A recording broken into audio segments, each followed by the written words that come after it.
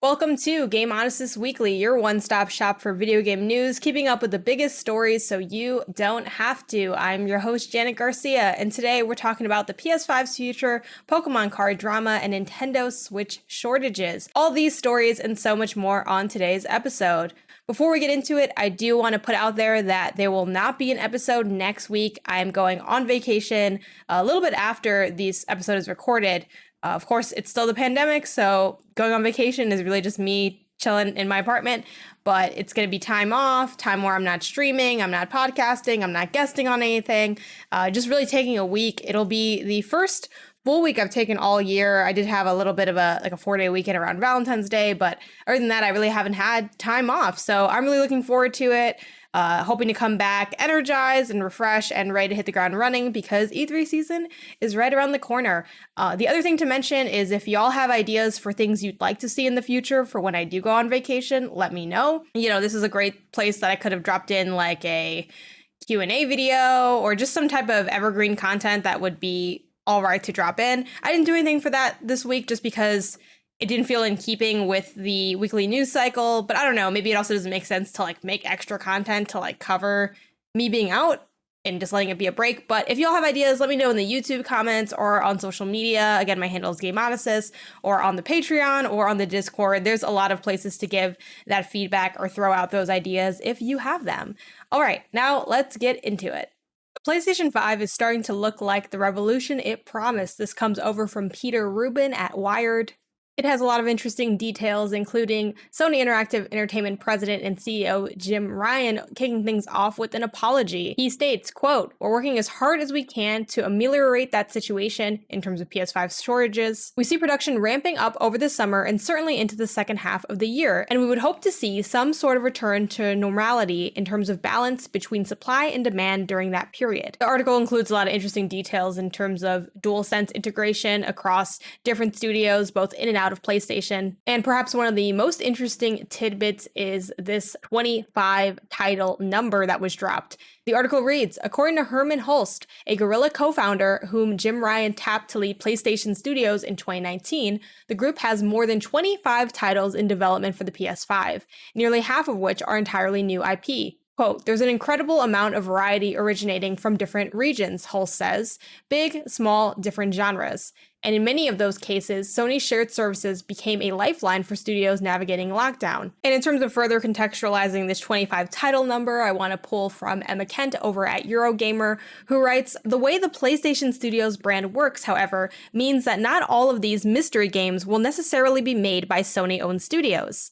Back when the brand was announced, Senior Vice President Eric Lempel told GameIndustry.biz that the PlayStation Studios brand, quote, "doesn't mean that we outright own the developer, but it just means we brought it up as a first party. In a lot of cases, we don't own the developer." So, as noted by The Verge, the number likely includes games from outside studios like Haven Studios and Ember Lab, which is making Kena Bridge of Spirits. Some of these games could be on a similar scale to Returnal, another title made under the PlayStation Studios brand by independent developer Housemarque. So it seems there are plenty of new games for the PS5 on the horizon, even if the jury's out on exactly what these will be. So a lot to unpack from that. As far as shortages, I always know that's going to be a matter of time, but the big question is how long is it going to take? And a lot of those things are unfortunately outside of Sony's control, so we just kind of have to wait it out. I mean, the world went through a lot and continues to go through a lot over the course of the last year and this year, and we'll probably be feeling the pandemic and all these other issues that have cropped up for years to come. And yes, that affected a lot of things, including games, from a software and hardware standpoint. As far as the 25 titles, I'm excited about this. I really also really like the fact that so many of these are from new IPs. And then the implication on the flip side is also that some of them aren't from new IPs. So I love a good balance of the old and the new. And the fact that that's evenly split is really cool. I'm wondering, are we going to see smaller things from established IPs, side games, additional pieces? I mean, with Miles Morales, that was kind of the whole shtick, right? It was this idea of a shorter than what you normally expect from a AAA experience, but longer than what we normally consider to be a short game, and kind of living in this middle space. I personally really enjoyed Miles Morales overall, and I wouldn't mind seeing shorter takes on staple titles. But as I'm always saying on this show, half is a joke and half is, kind of serious. New is always better. I'm always interested in what's next, what I haven't seen before, what my new favorite franchise could become. So I'm really excited to see what these 25 titles turn out to be. And Sony isn't the only console manufacturer struggling to keep up with demand. Nintendo physically can't make enough Switch consoles right now, and that might continue. This comes over from Joe Scrubbles at IGN, who writes, Nintendo is currently unable to make enough Switch consoles to meet demand and is becoming more uncertain about its production plans for the coming year amid a global semiconductor shortage. In a Q&A with investors, company president Shuntaro Furukawa explained, demand for hardware continues to exceed our expectations even after the beginning of this calendar year, and production has currently not caught up to this high demand due to the tight supply and demand situation for semiconductor materials worldwide. Not a whole lot to add to this, but it is just something to be aware of if you're someone that's in the market to get this console. It also makes me wonder if we're going to see the Switch Pro. People have been talking about the Switch Pro since the Switch came out. So honestly, I don't even spend much time on any of the rumors or reports, or we know for sure it's coming or whatever. I just wonder if that really is true, how this is kind of impacting that or slowing that down. But we won't know anything about that until we're actually in the thick of it, so we'll just have to see what happens. For more troubles in the world of supply and demand, we have Pokemon card and just kind of cards in general drama going down, in the form of Target actually halting sales of all trading cards from May 14th forward. This comes from bleedingcool.com. Beginning on May 14th, Target stores around the United States will no longer be selling trading cards, including, but probably not limited to, sports cards of various kinds and cards from the Pokemon trading card game. And they include a photograph that someone had taken of a sign conveying that same information. And Target actually did provide them with an official statement, and the statement reads as follows. The safety of our guests and our team is our top priority. Out of an abundance of caution, we've decided to temporarily suspend the sale of MLB, NFL, NBA, and Pokemon trading cards within our stores effective May 14th. Guests can continue to shop these cards online at Target.com. So Target is still selling the cards, just not selling them in stores. I have so many threads of things connected to this. A lot of questions I'm sure are kind of cropping up for people, why are these cards so suddenly popular? And why have things kind of just spiraled out of hand? And the answer for that is honestly things just come in waves. Cards have been growing for some time, just across the board. It's not just a Pokemon thing.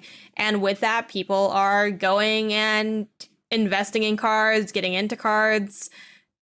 That's just what's going on right now. So you're seeing a huge demand for them. And as someone that goes to retail stores, not super often, but I'll, pick up games in person sometimes. I went and picked up Pokemon Snap. I think I had gone there for Bowser's Fury, probably another game in between that. And pretty much every time I'm in the sections that either have cards or are near cards, there have been conversations, or I had the whole Animal Crossing amiibo card situation where they weren't selling them in person at all for that reason, only sold it online. And then of course some stores broke that rule and did sell in person, and then the online one sold out, and it was a whole mess of things.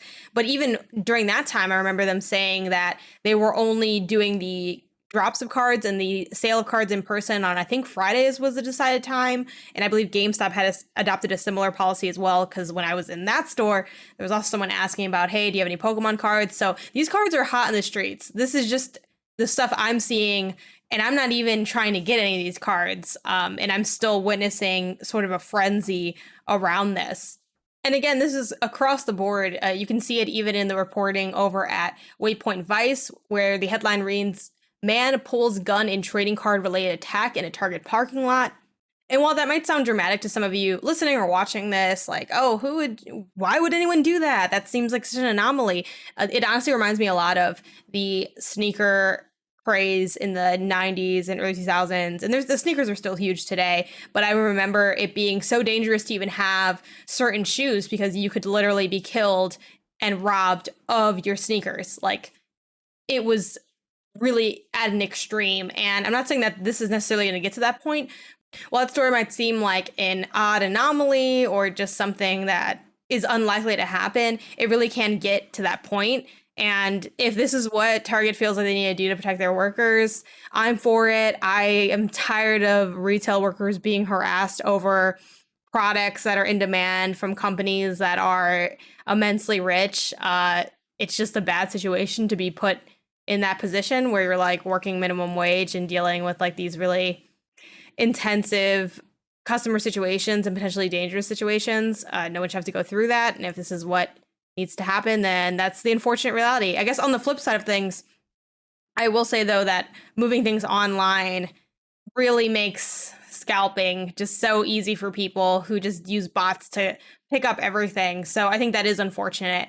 But this is how things end up happening when people don't know how to conduct themselves in person appropriately. And again, this is only temporary. We'll see how long this lasts.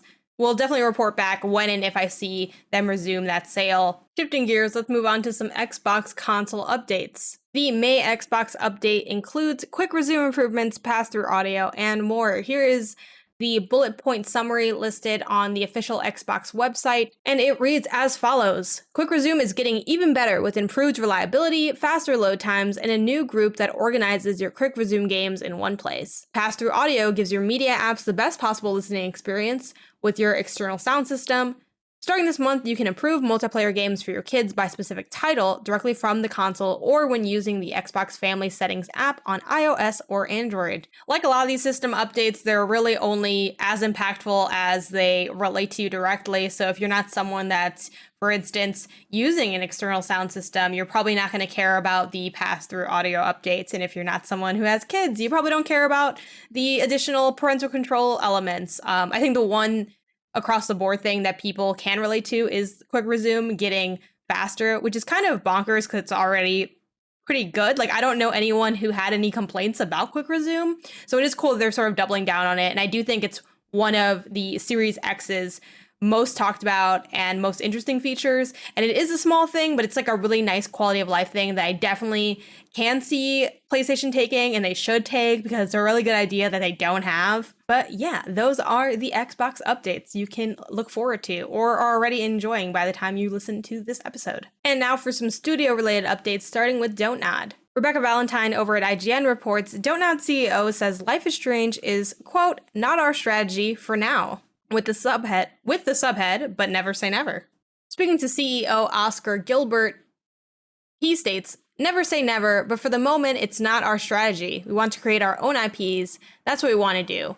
Despite its Valentine writes, despite its association with Life is Strange, Dontnod doesn't actually, Valentine writes, despite its association with Life is Strange, Dontnod doesn't own the intellectual property. Square Enix does, and Square Enix recently announced that Life is Strange True Colors will be developed by Deck 9, which also worked on Life is Strange before the storm. That on its own doesn't prevent Dontnod from ever returning to Life is Strange, but at least for now, more Life is Strange isn't in the studio's plans. In that same interview, but in a separate, broken out article, Valentine reports that Dontnod refused several proposals of acquisition in order to maintain their independence.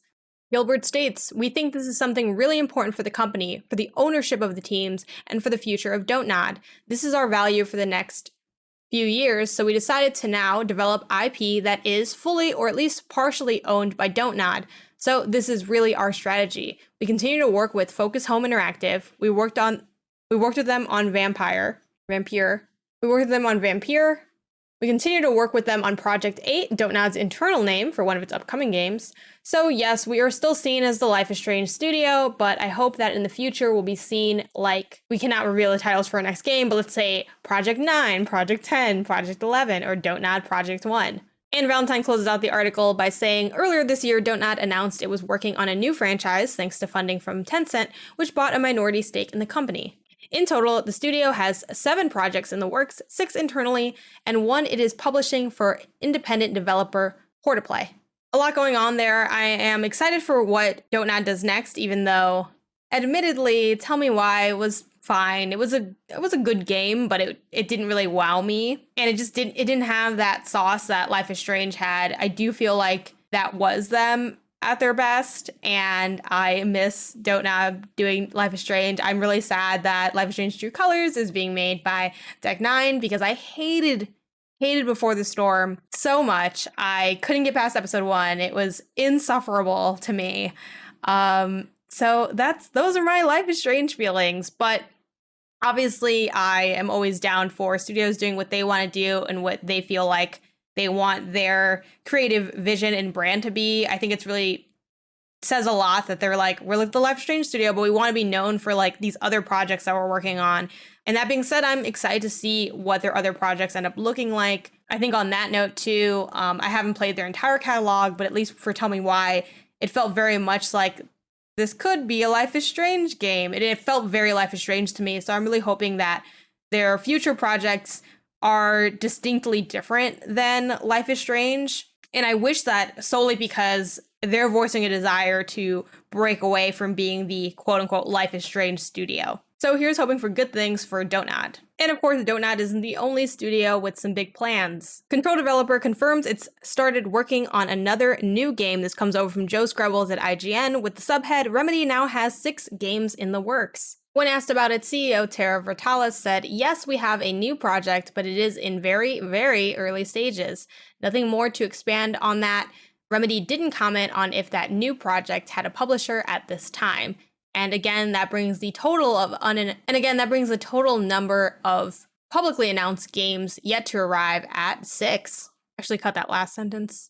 Scrubbles writes, this means that publicly, Remedy is now working on 6 as yet unreleased games. It's creating single-player modes for first-person shooters, Crossfire and Crossfire HD, 2 projects for Epic Games set in the Control/Alan Wake universe, one billed as a AAA game and the other as a smaller project, unrevealed free-to-play co-op game Vanguard, and the new early-stage project. Again, not a whole lot to say about this other than yay, because I like Remedy. I really loved Control. I think it's a really like diverse spread of games. I hope they're of quality and made as ethically as possible, basically, because it is ramping up production on what they have done historically over the years. But I mean, good for them. They had a really successful project with Control, and that success is leading to more creative ventures. I hope the team's really excited about the stuff that they're working on and that everyone's working on the project that they're most passionate about and all of that. So we'll have to see how these games turn out when they finally release and when we get to hear more information on them, especially the very new phase project. Like, that easily could just never exist. And we also might not know that is the case, other than, I guess, doing the math and saying, hey, like, maybe they never made this. But also, when it comes out, you're not going to know. They're not going to necessarily say, oh, this is the thing we alluded to like years ago. It kind of reminds me of oftentimes people will ask, what's your favorite unreleased game or game that never made to market? And like, my favorite unreleased game is probably a game I don't know anything about because they never talked about it or showed anything of it. There were so many things that happened behind the scenes that we're not necessarily privy to. But either way, I am looking forward to what comes next from Remedy. And speaking of development, let's get into the money side of things, but for good reasons this time. And unfortunately, at the time of me recording this and y'all listening to this day has already passed, but I want to put it on people's radar for when it comes around again. And I also just think it's such an exciting thing. Itch.io launched a creator day in which developers get all of the profits. This comes from Nicole Carpenter over at Polygon. And shout out to Nicole Carpenter because I feel like whenever I'm looking for hidden gems or really interesting indie games, so often her name and her work comes up and it's always just phenomenal. Carpenter writes, indie games platform itch.io announced a new initiative on Wednesday, Creator Day. It's a day-long period where creators on the platform, game devs, musicians, artists, writers, etc., will receive 100% of the profits from stuff sold through the site, with the first Creator Day being scheduled for Friday, May 14th. Again, that has already passed.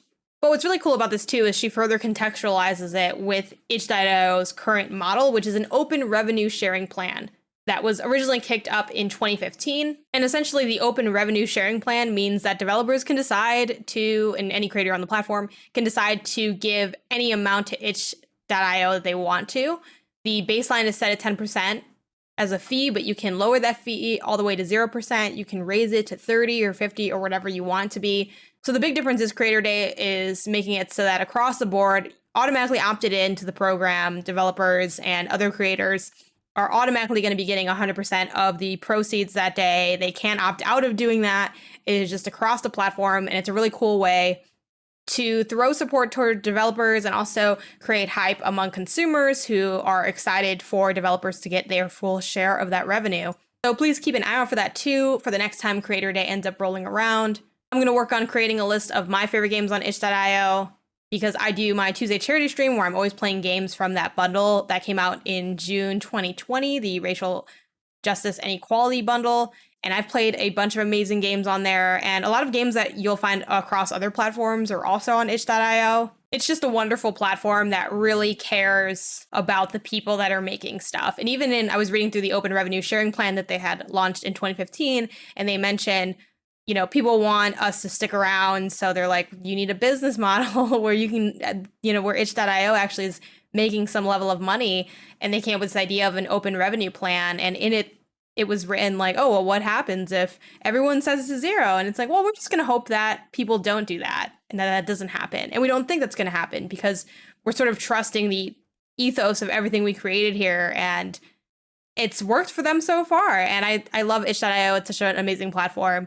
I'm not sure what the numbers are, but I feel like I hear about it less than like Steam and the other online storefronts. But itch.io, very underrated, really amazing. And they also offer like creators the ability to make it a pay what you want purchase price. So all those reasons, it's just great if you have access to a laptop or a desktop that can run games to any degree. Buy games on itch.io. It's really cool. Again, I mentioned on last week's episode, maybe even the episode before that, we are in E3 info announcement scheduling season where we're going to get these little bits of news on who's going to be there, who's not going to be there, and how it's all going down. So here is the latest update on E3. The E3 2021 online portal and app details have officially been revealed. This is on the official E3 website as one of their press releases. And a lot of people had questions about this because it was like, all right, how is this experience going to be like for fans? What's it going to be like for like media, press, influencers? And they give the full breakdown on this press release.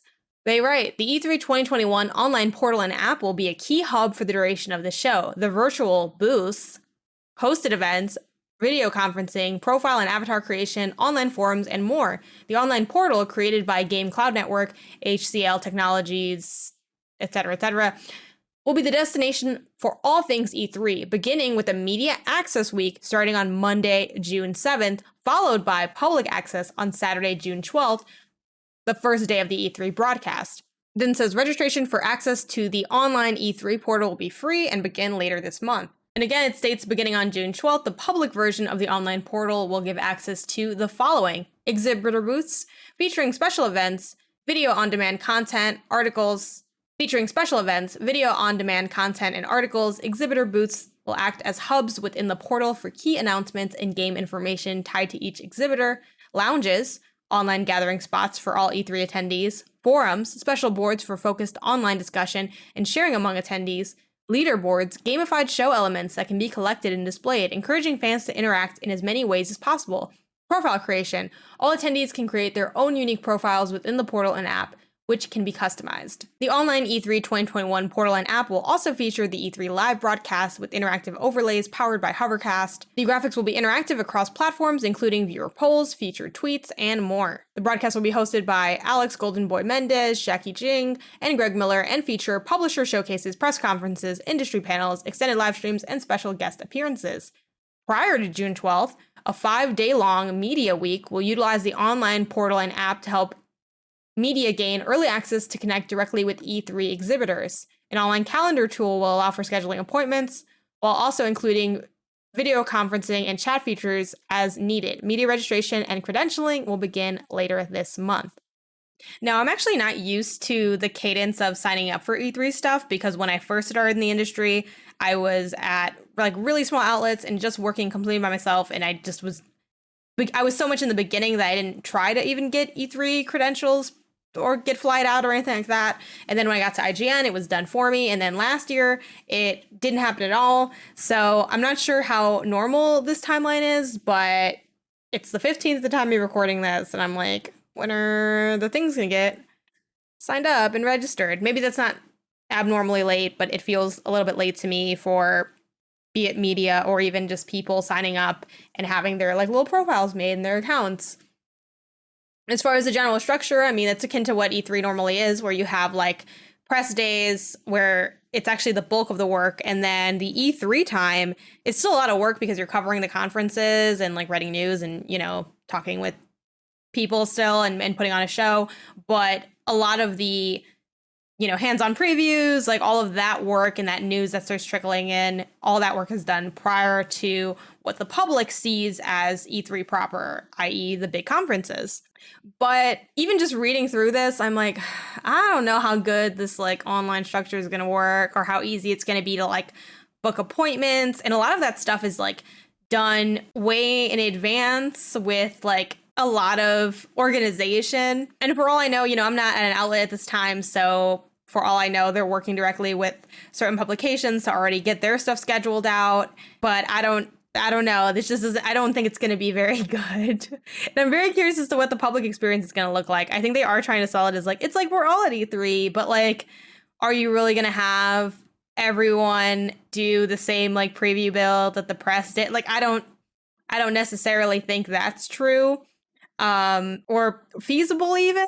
Like, I have a lot of questions and a lot of concerns, but this is the information we have so far. I also think the lounge online gathering spots for E3, like, is that just going to be like a video call you can go into? Like, how are they creating a virtual lounge?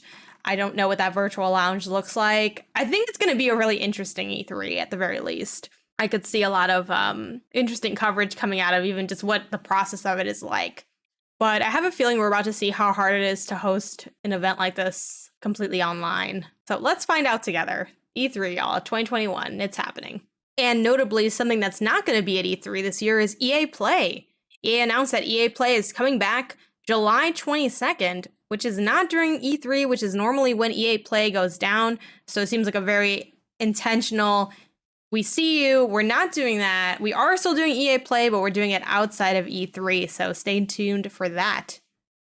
And I'm actually kind of bummed about that because I remember EA Play as sort of the kickoff of E3. It was one of like the first things that went down, and sure, it was, at least for me, never as exciting as all the other conferences to come, but it sort of was the baseline, set the tone, and I still really like things like EA Originals, and I'm a FIFA fan. And I remember for me, I have also like, I guess it can still be nostalgia even if it's just a few years, but going to E3 2019 as my first and only in-person E3, I kicked off my E3 experience at EA Play, and I remember it being just like, I don't know, a really cool moment. So I'm kind of, I don't want to say I'm sad that's not there. I think it's an L for E3, but I don't think it's necessarily gonna be an L for EA in this situation. So I'm not totally broken up about it, but I do feel like it is another example on why E3 is not going to be the E3 we're used to seeing. And speaking of events to look forward to, the next Wholesome Direct has been announced and it's happening June 12th at 1 p.m. ET. I just realized, reading through this, that is the same time as public E3 or conference E3 kicks off. So I don't know if that was like an intentional decision, but at the same time, I think that is kind of cool because I remember one of my favorite things of E3 being the indie showcases that went on. I'm not sure what like the indie presence at E3 2021 digital is going to look like this year. Oh, and if you're not familiar with Wholesome Games and the Wholesome Direct for some reason, it is a collective that just works to highlight games that are considered wholesome, which that there's a bunch of different categories or reasons for it. Often, cute games with like an interesting aesthetic or something sort of like heartfelt to say. It kind of falls in that category where it's a little bit vague, kind of like when we have family games or games for change or games for, social improvements and things like that. Like those never really have super specific descriptors, but it's just kind of like you just sense it, Moving on to games, events, releases, and updates. Final Fantasy XIV's new Endwalker expansion launches November 23rd. And despite how huge this community is, I'm actually not a part of the Final Fantasy XIV community, so not a lot to say on this, but just want to drop that release date as I'm sure a lot of people are very much looking forward to it. And as far as updates go, I want to give a shout out to Manifold Garden receiving a PS5 upgrade on May 20th, as well as a physical release of the game. This is so cool. Congrats to that team. This is an awesome game that is also available on Apple Arcade if you have that subscription. And it's just honestly a fantastic puzzle game with really stunning art direction. The PS5 version will run at 4K, 60 FPS, support DualSense wireless controllers, haptic feedback, and it even has official game help videos, which is such a key addition. If you're someone that struggles with puzzle games, this is the time to jump into this because you will be able to have that assistance through the game help. Game help definitely hasn't been as integrated as I think would be ideal, but it is cool when it does pop up and sort of gives you an extra incentive on why you should play on PS5. And that physical release is coming through via I Am 8-Bit, which is also selling a vinyl soundtrack of the game. And lastly, for the shut up and take my money section, 2 new DualSense wireless controller colors hit shelves starting next month. This comes over from the PlayStation blog. And the colors are Midnight Black and Cosmic Red. The blog post reads, Midnight Black features 2 subtly different shades of black with light gray detailing to reflect how we view space through the night sky, and Cosmic Red offers a striking black and red design inspired by the unique vivid shades of red found throughout the cosmos. The black controller is $69.99, which is the same price as the standard white DualSense controller we're used to, but the red controller is $74.99. Wow, these controllers are getting expensive. Personally, I'm not really blown away by either of these color options, and I just feel like they also don't look that good with the console because the console is such a specific color. Unless you go really funky with the controller, having like any normal colorway just doesn't look good with the white console, in my opinion. If I had to pick up one of these controllers, I would probably go with the Cosmic Red just because it's a little bit more interesting. The subtle two-tone on the black is just, I don't know, it's only a little bit better than any other black controller, which I feel like is pretty boring. And as far as the timeline goes, I was looking this up, and according to GameStop, they should be in on June 7th, and they can already be pre-ordered at a bunch of different retailers. And those are all the stories for this week. Thank you so much for watching over on YouTube, where you can comment, like, subscribe, and tap the bell, and listening on podcast services. If you are listening on podcast services, be sure to leave a review because it helps the show a whole lot.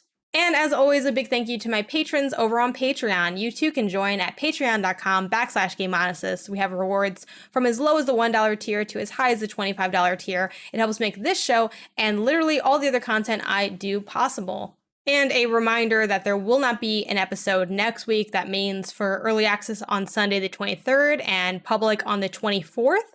You won't see an episode on your feed or on YouTube, but we will be back the following week after my break is done. And as always, I will see y'all here next time. Bye.